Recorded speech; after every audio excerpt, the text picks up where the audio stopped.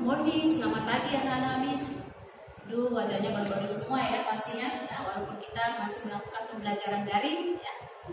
Tapi Miss yakin wajah anak-anak Miss semuanya cukup seri dan bersemangat ya untuk membuktikan pembelajaran kita. Seperti biasanya kata pepatah tak kenal maka tak sayang ya.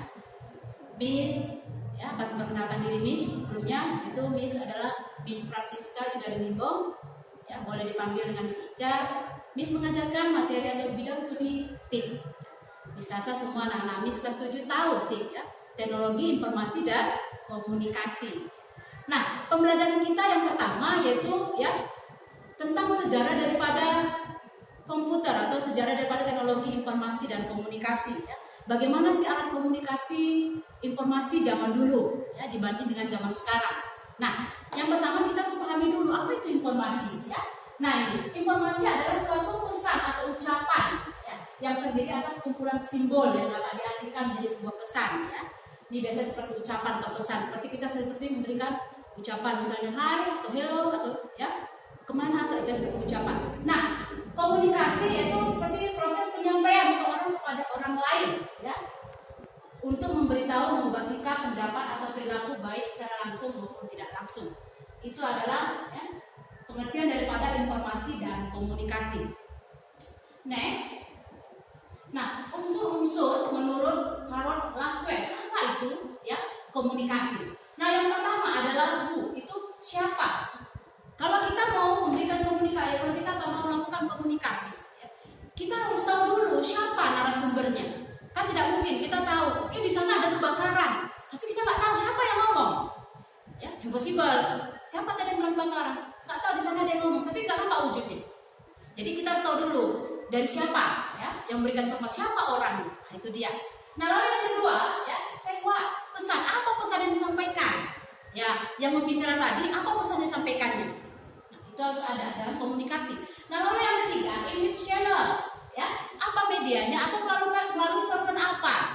Ya, apakah dia melakukan secara langsung dengan mulutnya, atau dia melakukan komunikasinya melalui handphone dan sebagainya, atau kita dapat informasinya melalui televisi atau mendengar langsung dari radio dan sebagainya. Jadi ada ya saluran atau media. Nah, lalu untuk siapa penerimanya? Nah, siapa tempat dia menyampaikan? Ya, siapa lawan dia berbicara? Itu maksudnya. With what effect ya? Apa dampaknya? Nah, setelah kita menerima, ya setelah kita melakukan komunikasinya, apa dampaknya? Itu dia. Next berikutnya. Nah, ini dia teknologi informasi dan komunikasi. Ada ya, terdiri dari dua bagian, yaitu informasi, segala hal, ya, segala hal yang berkaitan dengan proses atau yang berkaitan dengan manipulasi dan proses informasi.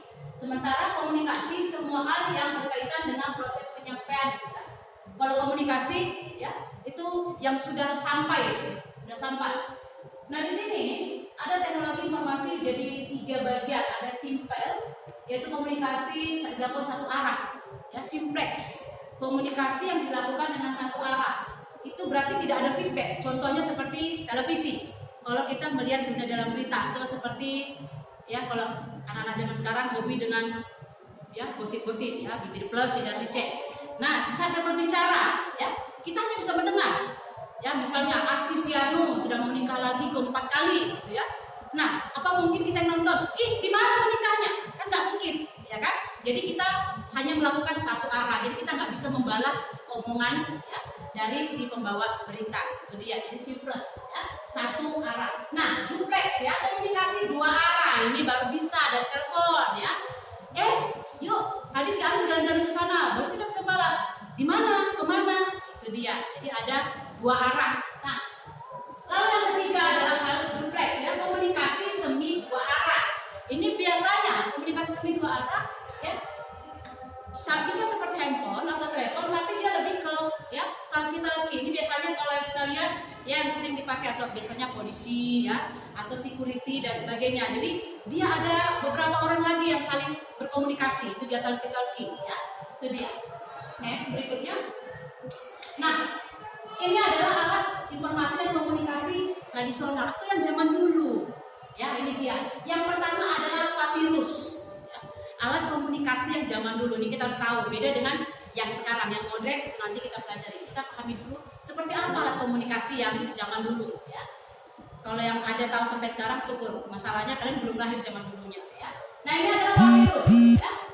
Papirus ya untuk mencatat sebuah kejadian atau menyimpan data-data ya, data-data perhitungan. Ini dia ya, berupa dari ya pohon papirus ya, seperti daun bambu dia di zaman dulu ya. Kalau kita sekarang ya sudah ada pena ya, sudah ada ya, nggak perlu lagi pakai pena. Kalau menulis sudah sekarang udah pakai handphone ya, ada chat dan sebagainya ya.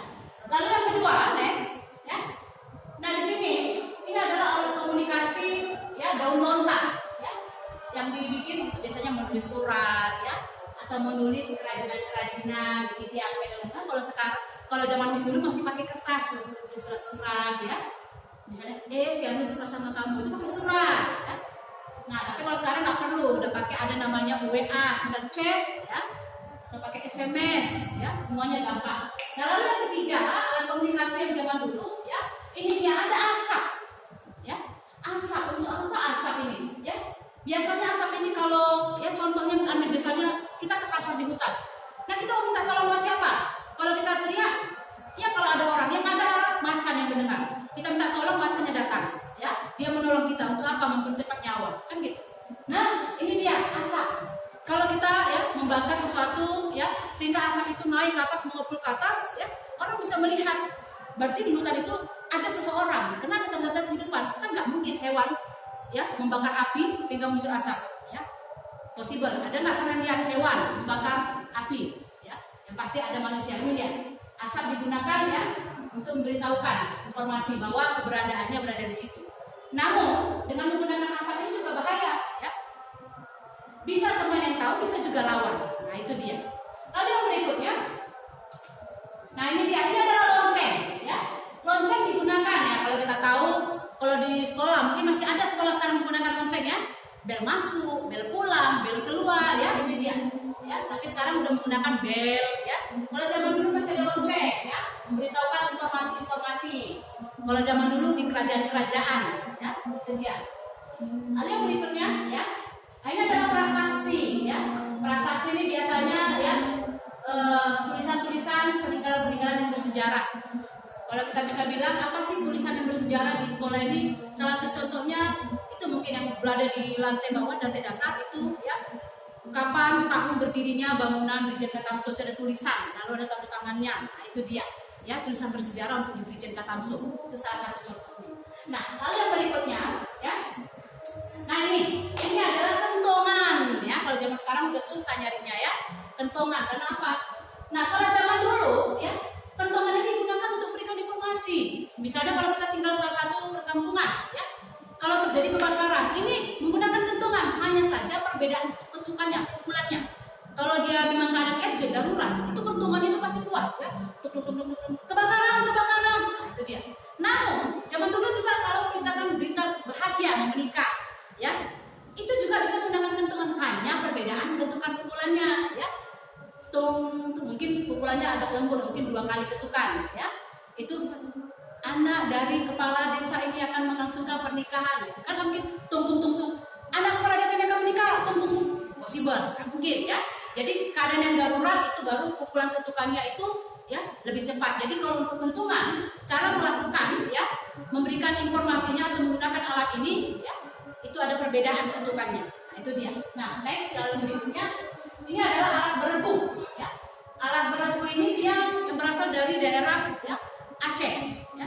Dia seperti dari tanduk kerbau ya. Yang fungsinya nanti membunyikan suara ya. Misalnya kita kalau berjauh-jauhan, dia memberikan ini seperti alat komunikasi ya.